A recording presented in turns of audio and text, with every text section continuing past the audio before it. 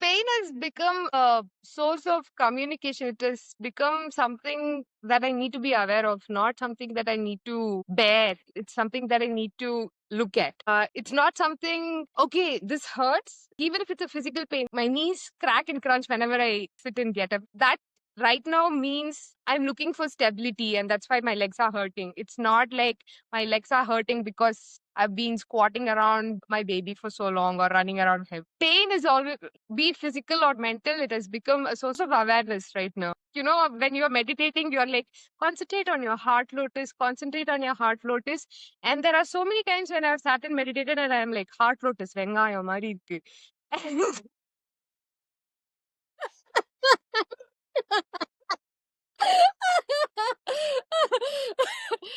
Welcome to our conversation. Today we have Sneha all the way from Bangalore, India, and she's here to talk about healing in silence with her Karlakate and Maypadam.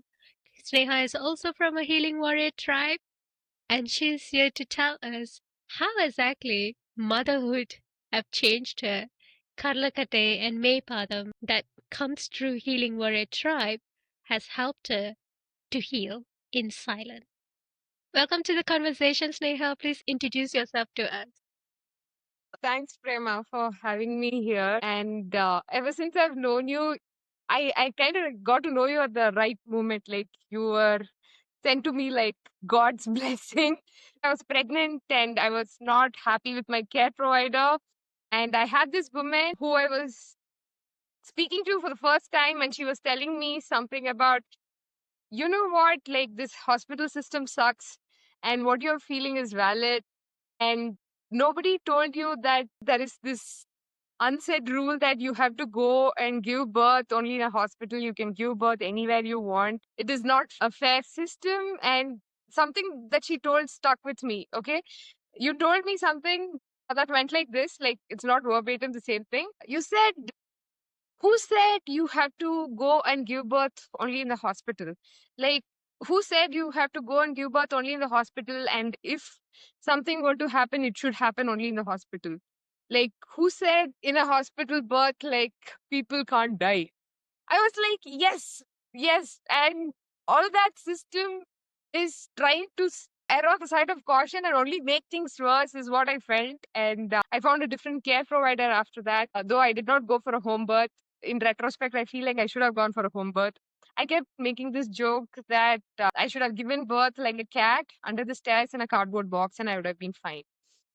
I used to say this over and over when I was pregnant, and it should have done that. Like it was intuition. I didn't know. It was humor was my coping mechanism, and it came out of the form of humor, but it was valid intuition. So I've started listening to the rubbish that I say, even if it is a bad joke. So thank you for that. And healing in silence was very much necessary this time because you can't go the same route of like finding a therapist and then like going through that motion of unpacking all that wound and trauma and then hitting rock bottom and then doing all sorts of crazy things to cope with it because you have a baby. You're supposed to look like this person that has got all of it together. Like you can't be this mess in front of a baby. Like you don't have the time to be a mess. And also if you're going to be a mess in front of the baby's going to be like, whoa, I did not pick this. I didn't choose this. It was like a necessity more than a good to have thing. I think the healing warrior tribe found me at the right moment. I didn't really know something like this existed, like where healing can look like this. Healing can be just a journey where it's like you go to sleep and you wake up and you feel like it's not hurting anymore inside out. So, yeah, that's what the journey has been so far.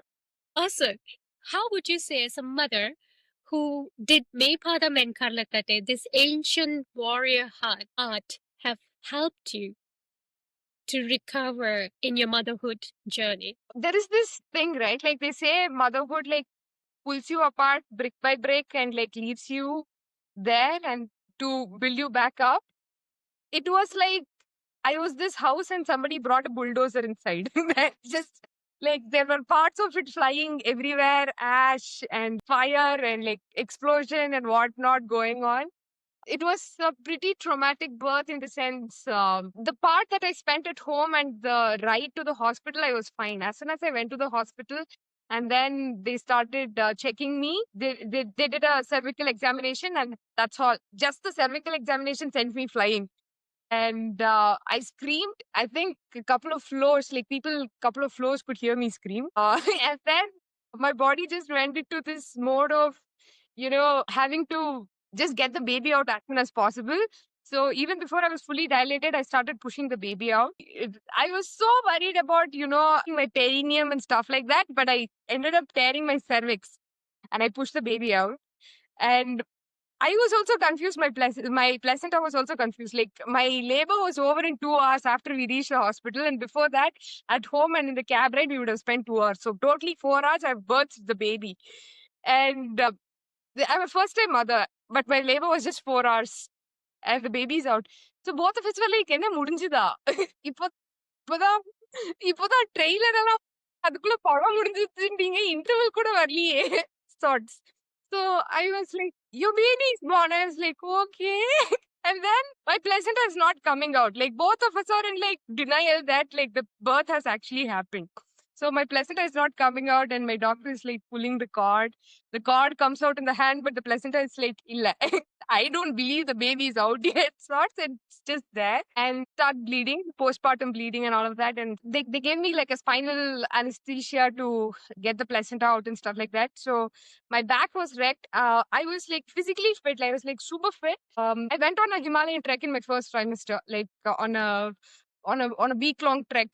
So that's how fit I was, and I used to do like spin classes and everything. So from there, it went to a point where like right after giving birth, just to hold my baby, my hands were shivering. Like that's the amount of strength I had physically. The spinal anesthesia like ended up giving me like a spinal headache and stuff like that, and I was like, I don't remember using my neck.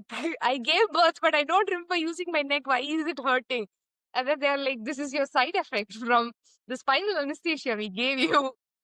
And then welcome to motherhood was like basically I'm not able to sit up straight and feed my baby, but I still had to do it. And the backache was so bad that it sent me to the ER. From there, the Shutika Kala, right? Like the 45 day period, like about 6 weeks, I was just trying to do some stuff on my own, trying to get my energy back up. My mom was like a lot of help during that period, like with all the nourishing food and stuff that she was giving me and the massages and stuff. Finally, I found the Healing Warrior tribe, or rather, the tribe found me by chance. And Rajan said, hey, I've seen your content and I can see that, like, you're using it as a coping mechanism. Like, so why don't you just heal? Like, you're right there, you're just out there. Like, why don't you heal? And then I remember telling him this, like, I don't know if I deserve to heal right now. I have so much going on. I have so much to figure out. I don't have the time to heal because healing always looked like tearing you apart and then you being a mess until you actually come to terms with whatever is going on. So I was like, I don't think I have the time to go through all that now. I'm an expert at compartmentalizing, so I'm doing that. And he was like, take your time, think, and see if you really need this. Somehow that day I went and sat with the baby throughout the day, like I'm nursing the baby and everything. And I could feel like he could see through me. My baby could see through me. I'm like, the compartmentalizing, all that, like, the layers and everything, like, it was as if like it was not working on the baby at all. And I was just blind to it for so long that all that layers and all that, looking functional and all of that is not working. And my baby could see me through that. Like I was just blind to it and I didn't realize that. And for the first time, I realized it that like my baby could see through me because of the kind of expressions that the baby was having whenever there was something going on inside my head and I was imploding. So I was like, okay, I don't want to pass on any generational trauma to my baby. Like, whatever I am inheriting and leaving for my baby should be something that he could make use of. So I was like, Rajan, Anna, I am coming back. I think I deserve to heal because my baby deserves a better version of me. So that's how the journey started. How would you relate to pain now versus before? After doing Maypadam and Karalakate, how would you relate to it now versus your therapy, your previous way of looking at healing? So pain has become a source of communication. It has become something that I need to be aware of, not something that I need to bear. It's something that I need to look at. It's not something. Okay, this hurts. Like even if it's a physical pain, like I have pain in my knees. I have like crunching pain. Like my knees crack and crunch whenever I like sit and get up and stuff. So that right now means like I'm looking for stability, and that's why my legs are hurting. It's not like my legs are hurting because I've been squatting around my baby for so long or running around him. Pain is always like, be it physical or mental, it has become a source of communication and not something to feel numb towards or to bear and act like it's not there. So it's a source of awareness right now. That's fantastic. When you say healing with Healing Warrior Tribe is different from the therapies that you have gone through in the modern world, can you explain more about that? If you talk about typical traditional therapy, it is about talking through things that has happened to you, and it's all about like the mental and the emotional impact, and it doesn't factor the physical pain that it is causing. And if you look at healing your physical body, that's also a very separate modality, right? Like it's about going to a hospital, like applying some oil or balm, or like even if it's natural remedies like eating some herbs or whatever. It again looks at your physical body as a very separate thing from your mental body. Healing Warrior Tribe has been a holistic place. Like you're doing your Maypadam, you're doing your Karlankatai practice, and something just shifts, like not just physically, even mentally. Like through the night, if I've slept and fed my baby and like my back feels bent out of shape, morning I get up, I start doing my sadhana, my back releases. And along with that, something else is also happening. Like you're not aware, but you don't have the words to explain it, but something is also unraveling in your brain. It's spacing out. Like whatever is getting compressed is just spacing out. That is one big difference for me. Like where it is holistic, like whatever is your physical pain and your mental pain is getting sorted in like one place, and you're able to make some connections. Like if something is hurting in your body, it is because you have wrecked something in your framework in your life through doing something that's against you. Like you're like moving against yourself, and that's why like your body is breaking apart is something that keeps coming up. So it's no longer like a different thing. If you look at your traditional therapy also, like if you are talking about what you went through in your life, that feels like you're just repeating, you're going in loops about, oh, this happened in my childhood, this happened at work, this happened when I gave birth. And I was at a place where I don't want to talk about anything that happened to me anymore. I'm like, okay, that's done. I just need to not be affected by those things and like start accepting those things. Back then, like being functional and being super cool at work, being super cool with your friends and all of that, despite what was going on in your life, was what was important for me. And I wanted my therapy or my hospital visits to just fix me to that point where I can start looking cool and like nothing has happened and I've got it all in place. But now there is a soft spot to hold that space for you to actually clean up the mess. It's not like just papering through the cracks and looking all made up. It's about like actually feeling good on the inside. I have this example, like when you're meditating, you're like, concentrate on your heart lotus, concentrate on your heart lotus. And there are so many times when I've sat and meditated and I'm like, heart lotus, venga, mari irukku. Yeah, it's also got petals. See, like it's literally the same. The color is the same. The form is like nearly the same. Yeah. Oh my gosh, Neha. Now I will never be able to look at lotus and Vengayam. Vengayam is onion, guys. Yeah. Lotus, onion, definitely. The red one, right? And then my brain will go, யாருக்கு தெரியலல அப்ப சும்மா இரு." It never bothered to ask like ஏன் வெங்காயம் என்ன ஆச்சு நம்ம சரி சரி like no, it just doesn't go there at all.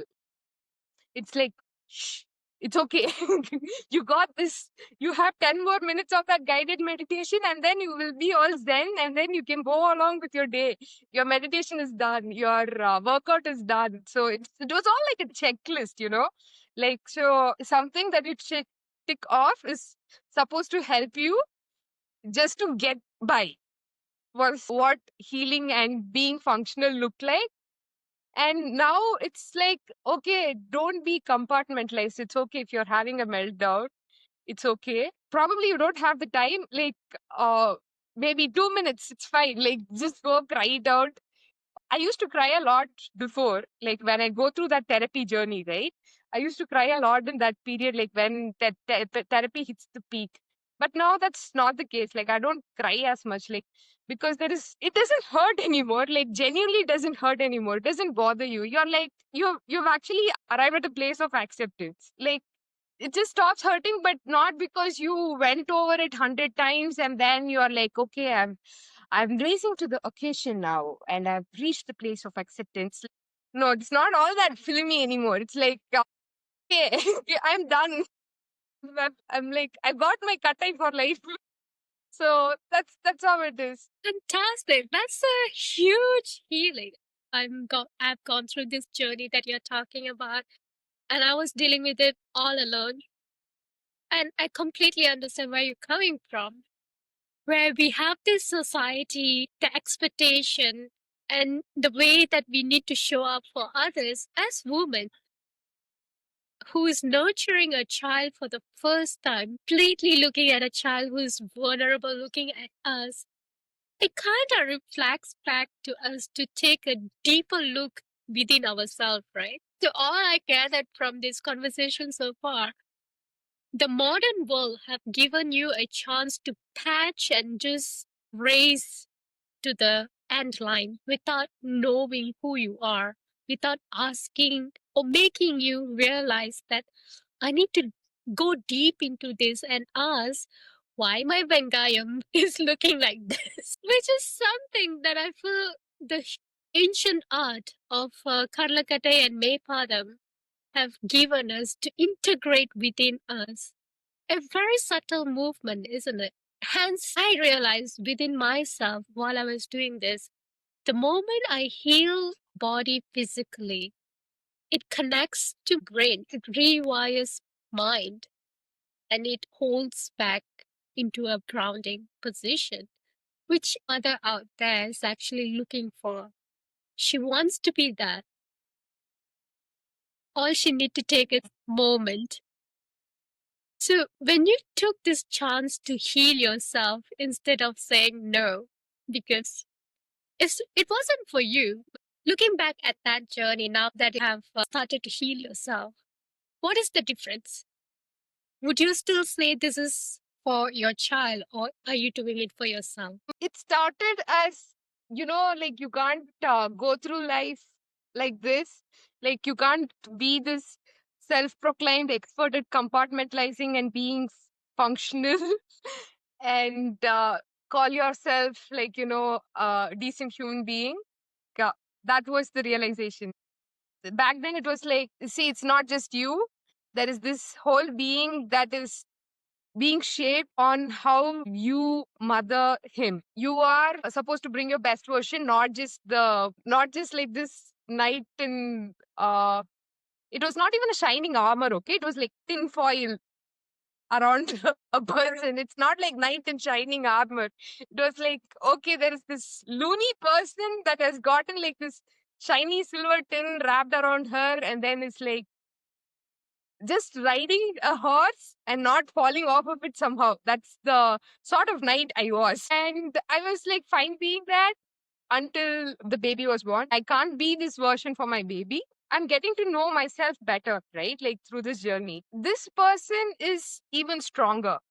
This person is more patient. This person is even more resilient. This person is more graceful. This person doesn't fall off grace as often as she did before. This person is actually functional, and that person was just pretending to be functional. You could be it at work or be it anywhere. Like you could pull an all-nighter and like work super hard. And after that, if you're just coming home and like screaming into your pillow, that doesn't mean you're functional. Like that is not the definition of being functional anymore for me. Even if I'm working through the night on something, like be it project or something for my personal life, and if I'm not happy at the end of it, like will I do it anymore? No. So I've gotten to a point where like it's not just being this great version for my son, but I also need to be in alignment with what I'm doing. Like I understand what my prana is. I understand what my life force energy needs and its significance. So just getting through a day and finishing something doesn't mean I've put it to good use. It is not being productive anymore. It is not effective just because I got through the day and did something off the list. So there are several aspects like that that has changed for me, even personally. Even if the baby's dependency on me reduces as my baby grows old, will I go back to being that same old person? No. It is this change is to stay. This change is sort of a permanent change. It's not just for the baby. Like if the baby grows and like he no longer needs me to be mothering him like I'm mothering him right now, like will I go back to being the same person? No. Fantastic. So, how would you say healing in silence? We are comparing this to the therapy, the words that you have to utter in order to so called heal in the modern world. How would you say this healing in silence with Karla Kate and Maypadam have actually helped you to gain trust and strength within your body and mind?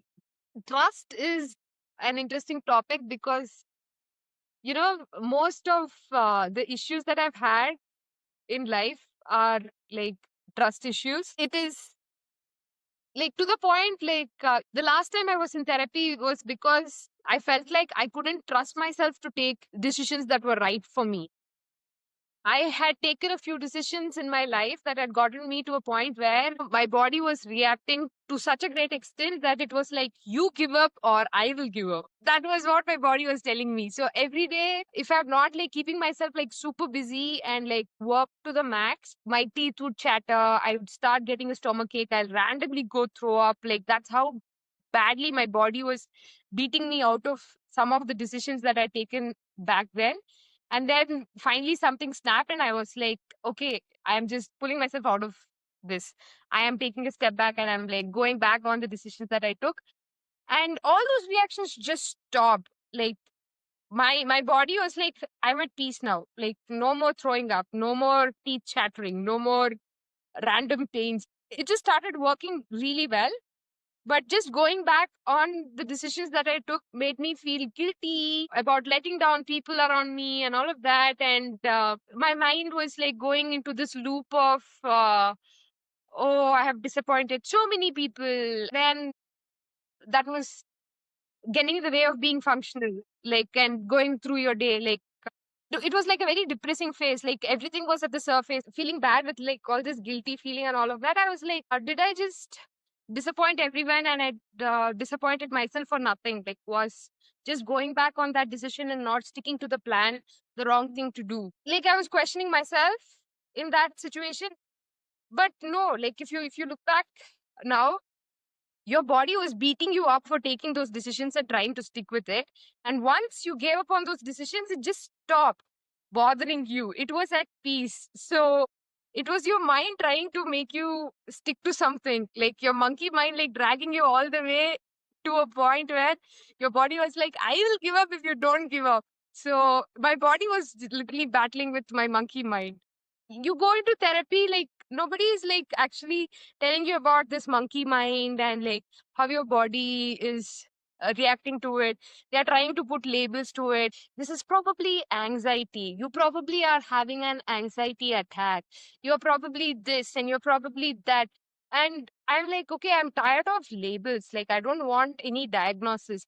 I've switched through like a couple of therapists. Okay. So every time you go to a therapist, like you go from your childhood stories and like what happened recently and how your childhood stories impacted your recent decisions, and you're trying this to figure out like why you are broken because something happened to you like 20 years ago, and that became like a subconscious pattern in you, and you are in survival mode, and like there are so many things, like they tell you you're doing something that worked for you back then because you have PTSD. You have gotten into this pattern of doing this back then to protect yourself because you were hyper vigilant back then because your environment was not safe, and now you okay, see, are you trying to just like it's like somebody's telling you you've been through a lot, you've been through this and you've been through that, and I'm like, okay, I had whatever. I'm done. Like, okay, I've suffered for like, okay, maybe say 5 years, 10 years, 20 years of my life. I might probably live for a few more years. I don't want to suffer anymore. Like, how do I get to the point of not suffering anymore? Like, nobody's getting me there. It's like getting into the past and grinding that over and over with like new labels. It's like pudina chutney, takali chutney. I'm like, hey, chutney போதும் தோசையை வெறும் சட்னி வச்சுட்டு Yeah, dosa குடுத்தாக்கா chutney தொட்டு சாப்பிட்டு digest பண்ணி கக்காவ வந்துரும். அது போயிரும். அப்புறம் எப்படி காசு பண்றது? It's true. It's true. They don't give you the root cause. They give you the perceived cause, and they put labels on you, and they say this is how you feel. And we feel like, yeah, I know already. I actually want to heal that. So what can I do? Both of us learned mental clarity with Rajan, and when he explained what is mind, how does mind work, it gave you a chance to go within you introspectively, ask, where am I? It actually gave the responsibility to yourself again. I mean, for the first time, I think somebody gave us the responsibility to think within ourselves. They trusted us to figure things out on our own, right? By just telling us this is how your mind is working, put it in your situation, and now contemplate how exactly you want things to work. That part actually made me realize that I actually can heal within me. All I need to know is that knowledge. How does it work? Because everyone is unique. Everybody has a problem and everyone is in a different level and different stage. So when you explain about therapy and how it works, it brought me into this contemplation of the foundation. If someone gives you a foundation of how your mind works, that's all you need. You can heal within you on yourself. So you went around from therapy to healing your body. Can hear that you're saying that if I heal my body, my mind also heals. If I listen to my mind, my body will also show me which part of it is not healing. If I don't listen to my mind, my body will give up. This is the connection that we are learning from this ancient warrior heart, isn't it? Rewiring the brain by moving our body, which never happened, at least in my life. Did it happen in your life before this? No, like it was, you learn to differentiate between ego and you, right? Like that was a redefining moment for me. I'm like, right now I've gotten to a point where I can, at least for the most part, like I'm not like totally there yet. I'm not like all zen and I'm not always graceful. I do fall out of grace, but not as often. But I can, for the most part, I can say, like, is it my ego that's trying to tell me to do something, or is it something I really want to do? Can I just let things play out and be okay with it? Or do I have to let my ego rule to a point where I am like, I have to go and show people that I have done something, or I have to go and show people how I'm suffering because of something that is happening? Like, no, you start asking yourself that question and you get that answer, no. That's all. Like, it's not like, a very elaborate why is it a no, let's go into the root cause. See, there was this therapist that I worked with, and my dad has like serious anger management issues. Okay, whenever he loses it, he will trash me left, right, and center. So the root cause analysis she asked me this question like, when did your dad start hitting you? And I was like, I don't know. And then she made me go and ask my mom. And my mom is also trying to think, and she was like, probably when you were a 6 month old, when you like screamed and you were crying and your dad lost it and he hit you. And I was like, I was a 6 month old when he hit me. And I didn't even remember this. Okay, I mean, like at 6 months, if somebody hit you, like you don't really remember it, right? Like it never really bothered me. Like it was not something that I was aware of. After I found this out, I was like, I was the 6 month old baby, and my dad hit me, and I'm like living this trauma, and I'm like all sad about it and all of that. And like it's not something that's supposed to bother me now. I survived that. And does it hurt me now because my dad hit me like when I was a baby? No, probably it left like some emotional imprint, but it's okay. Like I've gone past that, right? I'm like a fully grown adult now. You said something about responsibility. Like what you learn in this mental clarity program is also that like you are creating your reality. Like you are breathing and birthing your reality. And if you align yourself with your consciousness, you're going to be living your purpose. And if you don't, you're going to go away from it, and then your consciousness is going to try to pull you back, and then there is going to be this tug of war. You are totally responsible for whatever is happening to you. Like maybe when you were a baby, not so much. Like I don't know, like probably I learn about it little later, about like probably I did something in my past birth, like which I can still take responsibility for. But it really doesn't matter. Like it's okay, it's fine. Right now I'm this adult, and I have to align with my consciousness, and I have to take responsibility for whatever I'm doing and whatever I'm going through. Like everything that's happening around me is because of me. I'm so okay taking that responsibility. I don't want to say because this person did this to me and this is why I am doing this, because that person did that to me, that is why I'm going through that. Like that narrative is not something that I want anymore. I didn't want it back then in the first place, but therapy usually puts you there. Like the root cause analysis is like what caused you to act a certain way. The answer is you. You acted a certain way because of you. You did it. There is nothing that made you do it. Like whatever conditioning, blah blah blah. Like you can try outsourcing the responsibility out to 100 things out there, or 100 different situations, 100 different people, but you still make that choice to act a certain way. You are responsible for whatever is happening around you.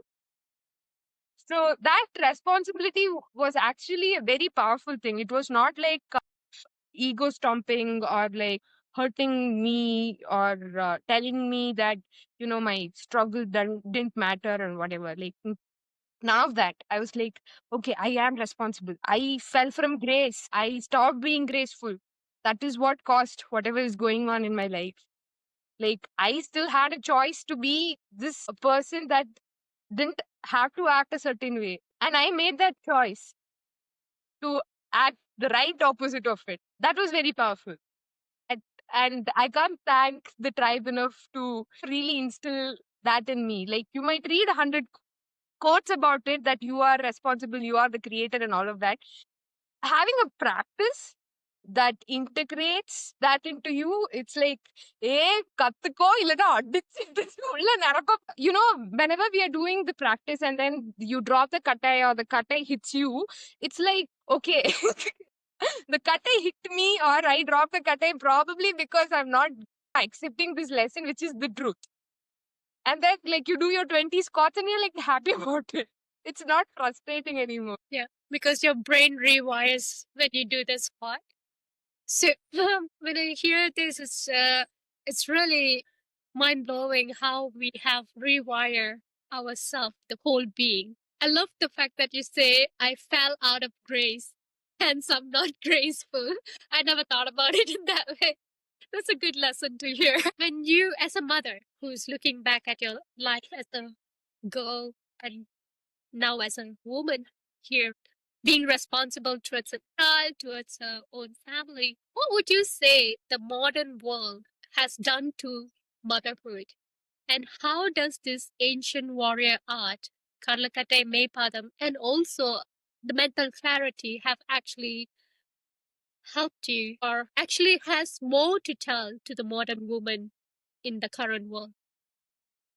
I think parenting or being a mother, not just being a mother, like even being a father, a few generations ago when the joint family system was functional, was a lot easier. And now you see a lot of solo parenting, right? Like it's nuclear families. Like it's a very tiny unit to be even called a family. It's like three people, and like you say family, okay.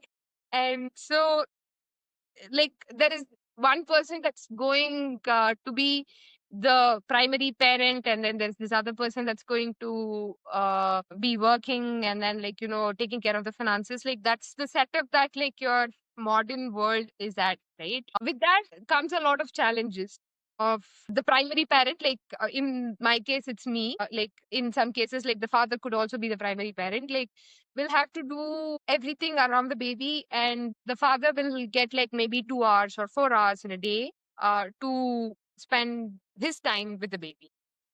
Like with that, there's a lot of noise around that. Like there is feminism angle that says like everybody should be equal parents. Like, but is it actually practically possible?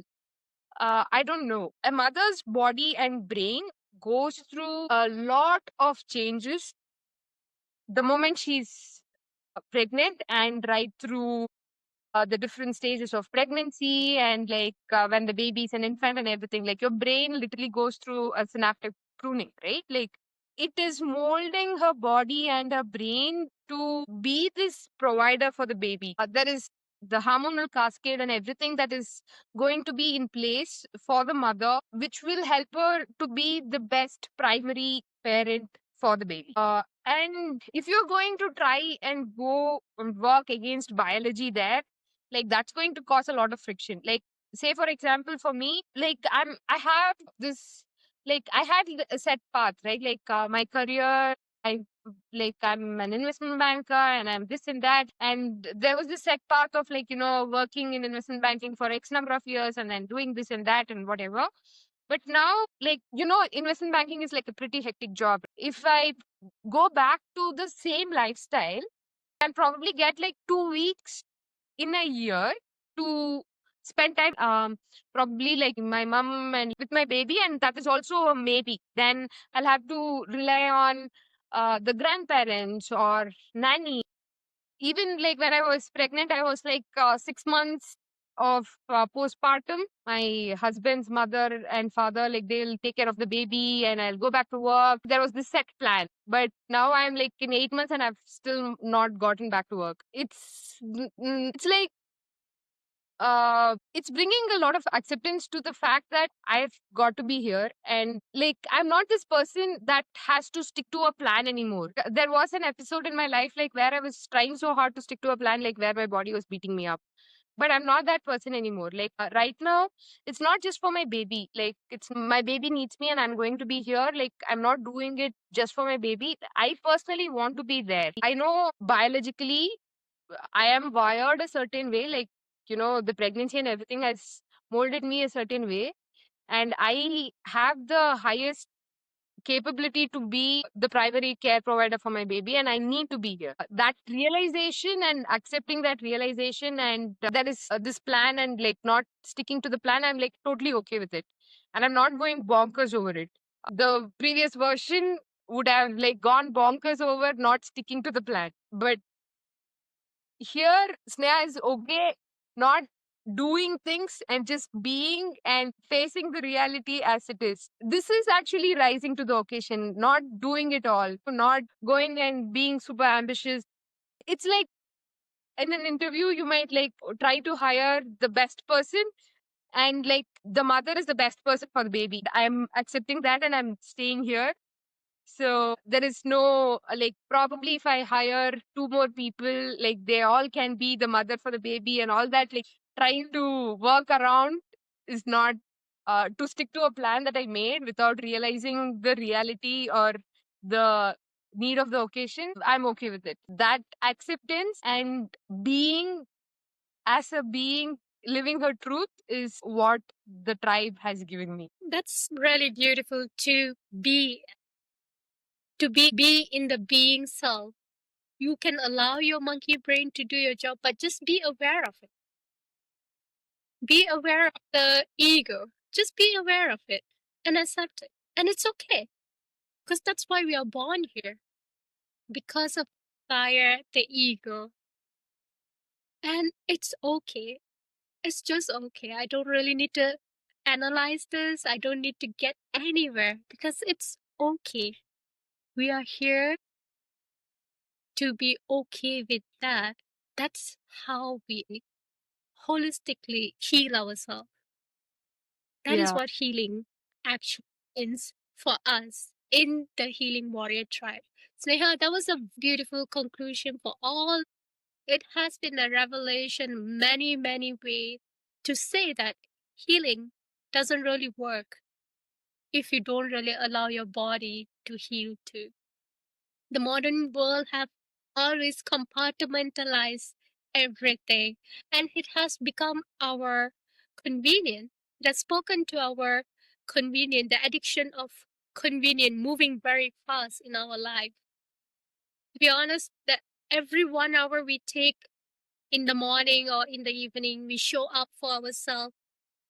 That has healed me far better than any other therapeutic way of life out there. So I and Sneha, we are bringing this together so that all the parents, mother, father, grandmother, the whole community of joy, and also the therapists out there. If you guys are listening to this, please come and join us and heal yourself. Yeah, if you have anything more to add to this, please feel free to do so. Little one line, like it just came to me now. So if I have to tell what has happened through the Healing Warrior tribe in one line, you've learned to listen to your body's intelligence. Like it's not just here, like it's everywhere. Like the intelligence runs everywhere. If you're trying to do something and if your body is tensing up or if you're feeling some pain, it's the intelligence telling you that like you are going away from your path. Paying attention to that tensing up is what the tribe has taught us. It's not you're tensing up because you're probably dehydrated and like you should have drank a lot more water. Like you're not feeling numb in a certain place because of some XYZ reason. You're feeling discomfort in your body because you've gone away from your path. Like maybe once you question that and you feel like no, I'm sticking to the path, and then it's probably just something physical and it'll go away. But whenever something physical happens, like you're questioning yourself and you're tapping into your intelligence is what the tribe has given you, the body intelligence. Fantastic. Thank you so much for your time, Neha. Thank you.